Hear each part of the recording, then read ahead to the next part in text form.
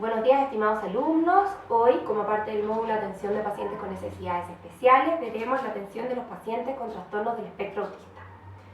Como ustedes ya lo han leído y saben las características de la clasificación de los pacientes,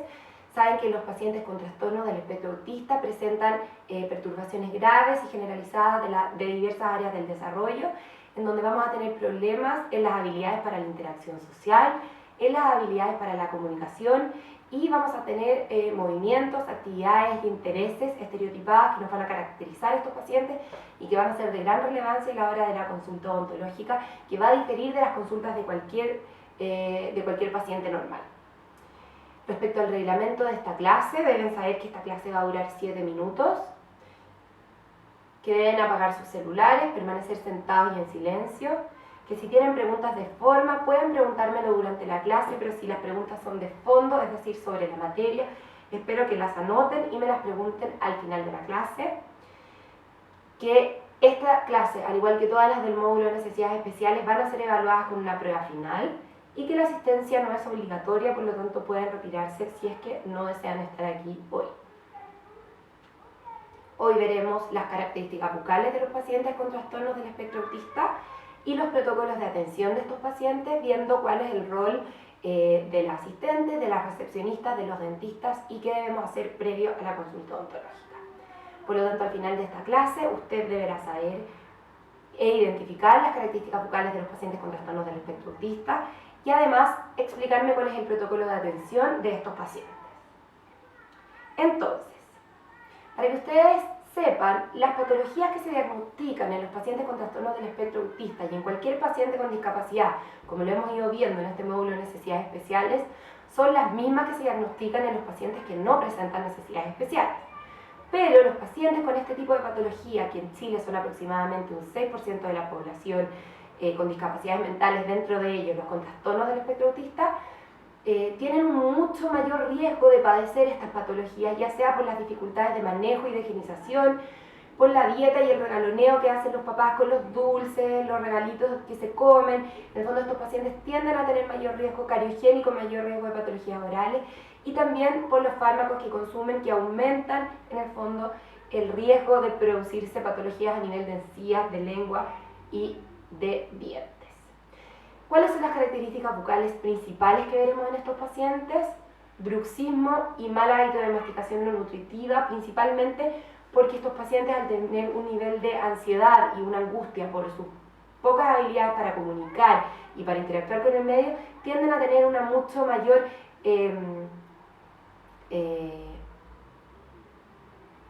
compresión en el fondo, músculos masticatorios con mayor actividad, y eso genera un mayor grado de bruxismo, de erosiones, de facetas de desgaste. Y estos pacientes entonces ustedes los van a ver en la consulta nutritiva, o sea, en la consulta del dentista con masticaciones no nutritivas y con un nivel de estrés que hace que los músculos masticatorios estén en constante función. Erosiones, donde vamos a tener principalmente aquí la actividad de los fármacos, tanto las erasiones como las serostomías, son fármacos que actúan a nivel de receptores de encías y de boca en general, y por lo tanto vamos a observar mayor tipo de estos problemas. Vamos a tener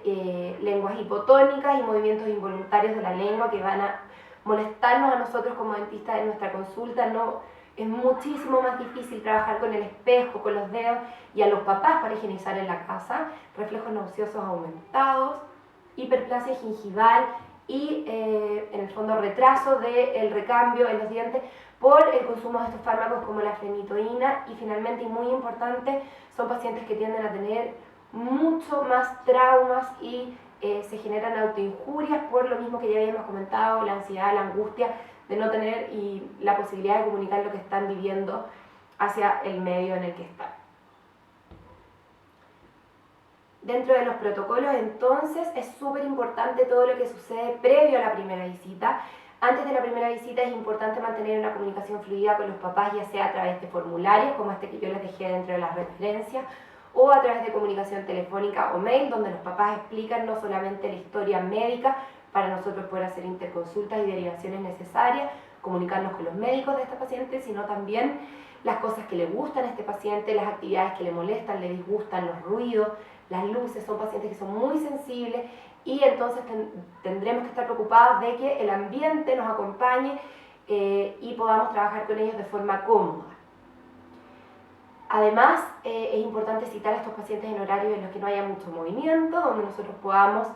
trabajar con ellos sin que hayan otros niños llorando o dando vuelta para que el paciente no se ponga ansioso. Y lo más importante previo a la consulta es la anticipación de que el paciente va a ir, y esto es principalmente tarea de los padres, pero nosotros tenemos que ayudarlos a que ellos sepan cómo preparar al niño y anticipar esta consulta con lo que iremos haciendo en cada consulta. Además, debemos preocuparnos de practicar nosotros con nuestro staff odontológico, elegir a los asistentes adecuados, y aquí me detengo porque no todos los asistentes están capacitados para trabajar con pacientes con necesidades especiales, sobre todo con patologías mentales, ya que ellos se ponen muy nerviosos. Entonces debemos trabajar con un asistente que esté capacitado, que sepa manejar las situaciones de estrés y que disminuya la ansiedad del paciente en vez de aumentarla. Y de la misma forma debe estar completamente seguro de lo que se debe hacer en momentos de que ocurra alguna emergencia o alguna situación, en el fondo, donde debamos activar esta cadena, ya sea por algún problema externo o interno con el paciente. Debemos preocuparnos de contestar todas las preguntas de los padres previo y antes del tratamiento y antes de, en el fondo, la primera consulta. Y además debemos mantener la comunicación fluida con los padres o tutores durante toda la atención, ya que los pacientes generalmente, como los que se comunican con ellos bien son los padres, van a estar muy pendientes de sus caras, de lo que ellos hacen, de cómo ellos van a estar en el fondo acompañándolo durante el proceso. Por lo tanto el paciente como el padre debe estar completamente relajado, y eso es fundamental, comunicarlo bien. Y finalmente, el rol del dentista es el mismo que tenemos prácticamente con todos los pacientes. Debemos saber trabajar las técnicas de manejo, es decir, mostrar hacer, el refuerzo positivo, pero principalmente el modelamiento del paciente. Es súper importante que nosotros logremos hacer las cosas primero con los padres, mostrarle las mismas actividades que vamos a hacer con él en otros niños, cosa que el paciente se relaje, no tenga el nivel de angustia aumentado que tienen los pacientes al llegar por primera vez al dentista. Y algo muy importante y que ha sido demostrado por diversos estudios como el de Marshall, es que los pacientes con trastornos del espectro autista tienden a verse beneficiados cuando las condiciones, cuando los atendemos, son las mismas. Es decir, mismo recepcionista, misma película en la sala de espera, mismos colores, mismo asistente, mismo dentista, mismo perfume, van a hacer que el paciente se sienta completamente cómodo y vea el lugar como un lugar que para él es habitual. No cambiar en el fondo asistente porque el paciente va a desconocer y eso le va a generar un grado de ansiedad aumentada. Entonces, a modo de resumen, les quiero decir que toda persona discapacitada tiene un mayor riesgo de padecer patología o desarrollar enfermedades bucales, entre ellas los pacientes con trastornos del espectro autista, y debemos tener los medios y las capacidades para poder trabajar con estos pacientes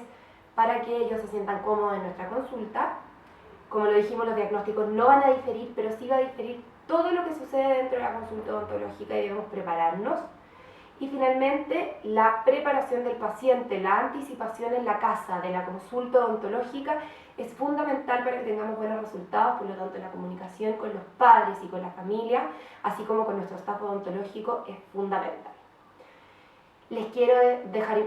invitados para que visiten la página web de la doctora Adriana Zink y sus videos que ella sube a YouTube. Acá les dejo el link, dado que ella es una doctora brasilera que se dedica exclusivamente a trabajar con este tipo de pacientes y que sube todas sus distintas técnicas de manejo y cómo se comunica con los padres para atender y lograr un buen resultado con los pacientes con trastornos del espectro autista. Quedo atenta a sus preguntas.